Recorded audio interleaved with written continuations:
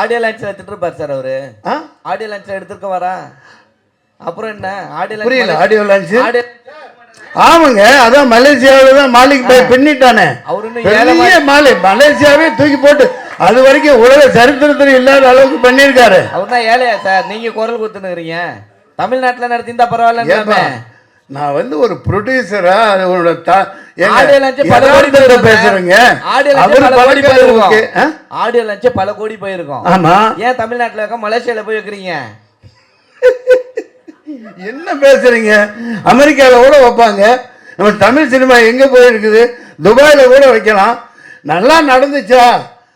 அங்க என்ன பேச்சு பேசுறீங்க? டிக்கெட் விற்பனை பண்ணி தான் சார் உள்ள அலோ பண்ணாங்க.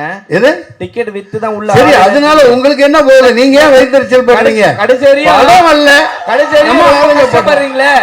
அதான் சின்ன படம். அது வெறுப்பு அரசியல் கூடாது. நான் இவருக்கு வக்காலத்து வாங்குறதுக்கெல்லாம் வரல. ஆதங்கம். அவர் பேச மாட்டேங்கிறாரு. பேச மாட்டேங்கிறார் மன்சூர் சார். அவர் 2000 ரூபாய் அவர் ரசிகர்களையும் டிக்கெட் வித்து வதைக்கிறாரு. படம் ரிலீஸ் ஆகலன்னா ப்ரொடியூசர்ஸ் ஆகுறாங்க. அவர் பேச மாட்டேங்கிறாரு. நீங்க எல்லாம் பேசி என்ன போகுது சார்?